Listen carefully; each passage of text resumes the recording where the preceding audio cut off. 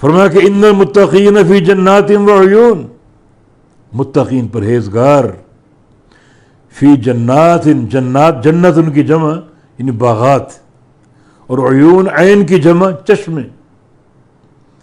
متقی لوگ جو ہیں وہ عذاب سے بچائے جائیں گے اور باغات اور چشموں میں داخل کیے جائیں گے. اللہم اجعلنا منہم، اللہ ہمیں ان میں شامل فرما دے. تو متقین تقوی والے، جو اپنے رب سے ڈرنے والے. ڈرنے کا معنی کیا ہے؟ اس کی اطاعت کر کے ڈریں اور اس کی نافرمانی سے بچتے ہوئے ڈریں. یعنی ڈرنا اس کی اطاعت کے ساتھ اور گناہوں سے بچاؤ کے ساتھ. یہ حقیقی خوف ہے. یعنی خوف کسی دعوے کا تقاضا نہیں کرتا. آپ دعویٰ کریں کہ میں ڈرتا ہوں تو مان لیا جائے واقعی تم ڈرتے نہیں. اس خوف کی، ڈر کی دلیل پیش کرو. وہ عمل صالح، اللہ تعالیٰ کی اطاعت، اللہ کے رسول کی اطاعت، اور جو معصیت اور گناہ ان سے بچاؤ. تو ڈرتے ہیں اطاعت کے ساتھ اور گناہوں سے بچاؤ کے ساتھ. یہ متقین ہیں. ان کا انجام کیا ہے؟ فی جنات و عیون، بڑے عمدہ باغوں میں اور میٹھے اور بہترین پانی کے چشموں میں جو ہمیشہ جاری رہیں گے. پانی کے چشمے میٹھے. یہ متقین کا انجام ہے. پیچھے کفار کا انجام، وہ جہنم میں جلائے جائیں گے. اور متقین کا انجام کیا ہے؟ وہ ہمیشہ جنات میں یعنی باغات میں اور عیون، میٹھے پانی کے چشموں میں ہوں گے.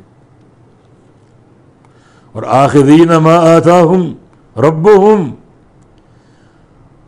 اس حال میں کہ پکڑنے والے ہوں گے، لینے والے ہوں گے. کیا چیز؟ ما آتاہم ربہم، جو رب ان کا رب ان کو دے گا اور عطا فرمائے گا. آخذین یہ منصوب ہے، حال واقع ہو رہا ہے کہ اپنے رب سے جو وہ ان کو دے گا لینے والے ہوں گے اور لیتے ہی رہیں گے. نعمتیں ہی نعمتیں، نعمتیں ہی نعمتیں. عطاء غیر مجذوذ، ایسی عطا ہوگی جس میں ایک لمحہ کے لیے تعطل نہیں آئے گا. رب تعالیٰ سے ان کو ملتا رہے گا، ملتا رہے گا. متقین کو کفار قریش کو سمجھایا کہ کیا چاہیے تمہیں؟ وہ عذاب یا پھر یہ نعمتیں جو دائمۃ العطا ہمیشہ ملیں گی. آخذین، اور یہ متقین لوگ لینے والے ہوں گے. کیا چیز؟ ما آتاہم ربہم، جو دے گا ان کو ان کا رب. اور رب دیتا رہے گا، جو چاہیں گے اللہ دے گا. کیوں دے گا؟ انہم، اگلا جملہ یہ تعلیلیہ علت بیان ہو رہی ہے. یہ باغات میں کیوں ہوں گے، چشموں میں کیوں ہوں گے، رب تعالیٰ ان کو کیوں دے گا؟ انہم کانوا قبل ذالک محسنین، یہ اس سے پہلے یعنی دنیا میں محسن تھے. محسن حسن سے، خوبصورت اور اچھے عمل کرنے والے، اچھے عمل کرنے والے. تو ان کو یہ جو مقام ملا اچھے عمل کی بنا پر ملا. محسن، خوبصورت عمل کرنے والے، اچھے عمل کرنے والے. اچھا عمل کیا ہے؟ جو نبی علیہ السلام کی سنت کے مطابق ہو، وہ اچھا عمل. اور جو عمل آپ کی سنت سے ہٹ کر ہے، وہ چاہے آپ ہیروں جواہرات سے مرصع کر کے لے آئیں، وہ اچھا عمل نہیں، برا عمل ہے. وہ جوتے کے نوک کے قابل ہے. تو یہ سب کچھ کیوں مل رہا ہے؟ یہ محسن تھے. تو محسن ہو کر جاؤ. نبی علیہ السلام کی جنازے کی دعا، بہت سی دعائیں، ان میں سے ایک دعا یہ بھی، اللہم ان کان محسنا فزد فی حسناتی وان کان مسیئا فتجاوز عنہ. یا اللہ، یہ بندہ جو فوت ہو چکا اگر یہ محسن تھا تو اس کی نیکیوں میں برکتیں ڈال دے اور بڑھا دے، اجر بڑھا دے بے تحاشا. اور اگر یہ برے عمل کرنے والا تھا تو یا اللہ اس کو معاف فرما دے. بڑی کارآمد اور بڑی قیمتی دعا. محسن تھا تو نیکیاں اور بڑھا دے، اجر اور بڑھا دے، اور اگر برے عمل کرنے والا تھا تو اس کو بخش دے، اس کو معاف کر دے.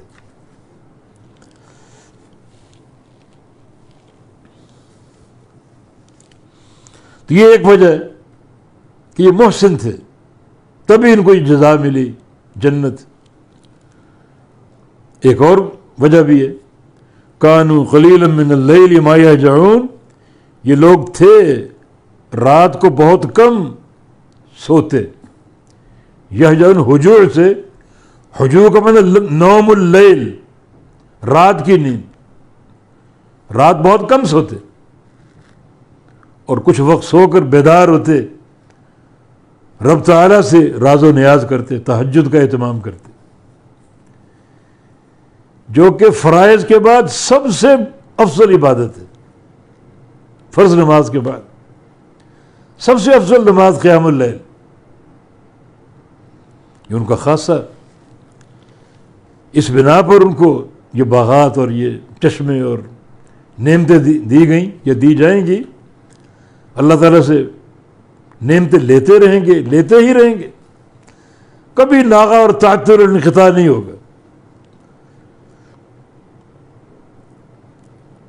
تو رات کو اٹھنا، رب تعالیٰ کے لیے نماز پڑھنا، نوافل کا اہتمام کرنا، دعائیں کرنا، یہ ان کا عمل تھا. رات کا وقت قبولیت کا وقت. اور جب آخری تیسرا پہر باقی بچتا ہے، اللہ تعالیٰ آسمان اول پہ نزول فرماتا ہے. اس کی صفت ہے نزول، حق ہے، ہمارا ایمان ہے. نزول فرماتا ہے، اس کے نزول کی کیفیت ہم نہیں جانتے. جو چیز بتا دی اس پر ایمان ہے، جو چیز مخفی رکھی وہ اللہ کے سپرد ہے. کوئی تعویل نہیں، کوئی تشبیہ نہیں. جیسے ہم چرپائی سے اترتے، یہ ہمارا نزول ہے، اللہ کا نزول نہیں. وہ شیخ الاسلام ابن تیمیہ رحمہ اللہ، ان کی طرف ایک قصہ منسوب ہے جو غلط ہے. وہ ممبر پر تھے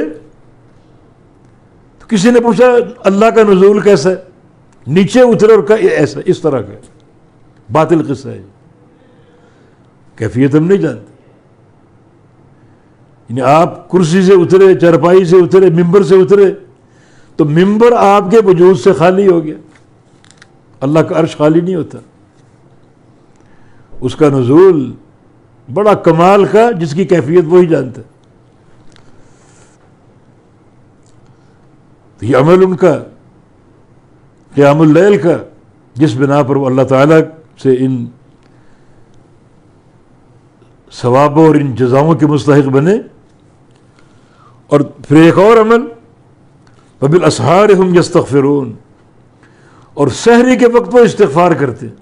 اسحار سحر کی جمع، یستغفرون مغفرت سے، سحری کے وقت وہ اپنے گناہوں کی بخش طلب کرتے. اللہ اکبر، یہ ان کی تواضع. رات بھر قیام اللیل کیے، سجدوں پر سجدے کیے، تاکہ دل میں تکبر پیدا ہو کہ ہم نے بڑی عبادت کر ڈالی. نہیں، جو ہی عبادت ختم ہوئی، وقت سحر ہوا تو یا اللہ ہم گناہ گار، ہمیں معاف فرما دے. عبادت کا کبر نہیں ہے. کچھ لوگوں کی عبادت کا غرور ہوتا ہے، نماز پڑھ کے نکلتے ہیں اور جو باہر لوگ ہوتے ہیں ان کو گھورتے ہیں، سمجھتے ہیں کہ ہم جنتی اور یہ جہنمی. یہ غرور ہے عبادت کا، جو عبادت کے ثواب کو تباہ کر سکتی. تو یہ متقین کا شیوا، قیام اللیل کیا، تہجد پڑھے، صبح کا وقت ہوا اور تہجد کے وقت کے خاتمہ قریب ہے تو یا اللہ تو ہمیں بخش دے، ہم گناہ گار ہیں. غرور نہیں ہے، کبر نہیں ہے. تو یہ ان لوگوں کا شیوا کہ وقت سحر استغفار کرتے ہیں اور خوب استغفار کرتے ہیں. نبی علیہ السلام کی حدیث ہے، طوبی لعبد وجد فی صحیفۃ یوم القیامہ استغفارا کثیرا. اس بندے کے لیے خوشخبری قیامت کے دن جس کے صحیفے میں استغفار کثیر ہو. جب اس کا صحیفہ کھولا جائے، عمل نامہ کھولا جائے، اس میں کثرت سے استغفار. یہ شیوا متقین کا وقت سحر وہ خوب استغفار کرتے. وفی اموالہم حق للسائل والمحروم، اور ان کے مالوں میں حق ہے، ان کے مالوں میں، اموال مال کی جمع، ان کے مالوں میں حق ہے سائل کا اور محروم کا. سائل سوالی، سوال کرنے والا، اور محروم یعنی سائل کے مقابلے میں ہے یہ. تو محروم کا معنی جو سوال نہ کرتا ہو. کچھ لوگ سفید پوش ہوتے ہیں، متعفف ہوتے ہیں. متعفف وہ انسان کہ غربت کے باوجود سوال نہ کرے. تو ان کے مالوں میں حق ہے سائل کا اور محروم کا. یا پھر محروم کا ایک معنی یہ کہ جس کو آمدنی کے ذرائع میسر نہ ہو، کوئی کاروبار نہیں، کوئی ملازمت نہیں، محروم ہے، وہ مال سے محروم ہے. تو ان کے مالوں میں حق ہے سائل کا اور محروم کا، یعنی خوب خرچ کرتے ہیں. تو یہ 5 چیزیں ہو گئی، 4 چیزیں.